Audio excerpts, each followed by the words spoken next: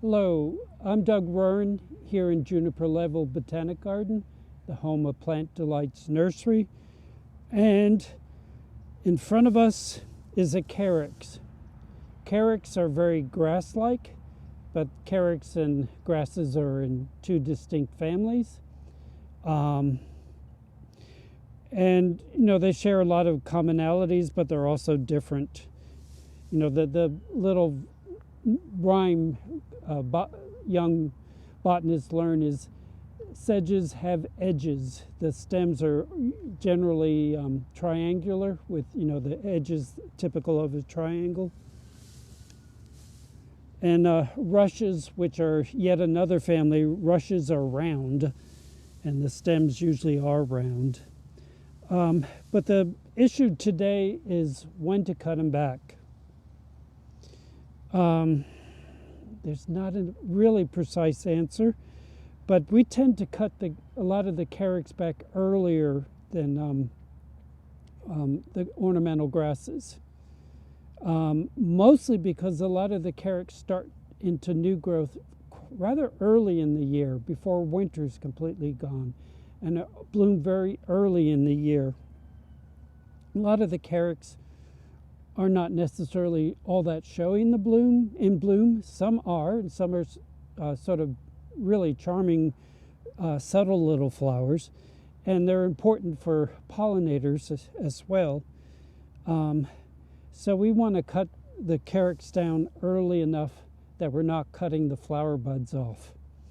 And so we're balancing two issues: when to cut them back, and how long can we leave something like this as shelter for overwintering creatures. There might be, little lizards or insects or something that are overwintering in this dense foliage. But, you can certainly cut this back with a pruning shear or scissors. My tool of choice is my knife, and I'm just cutting it down low enough to clear away this foliage that has turned brown. Now, we had rather wintry weather in the previous, pretty much the whole month of January. And now we've sort of jumped ahead 2 months, and it feels like spring. But you can almost guarantee we'll still have some wintry weather. So if we end up with another round of hard frost, this green foliage that is now exposed will probably turn brown. Now, I didn't sharpen my knife this morning, so it's not quite as sharp as I would hope it to be.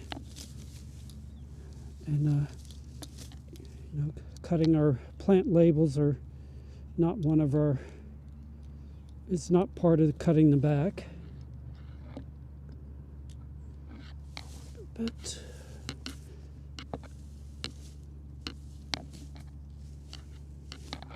you could also do this with a pair of head shears if you own one. Or even electric head shears. But that's really about all there is to it.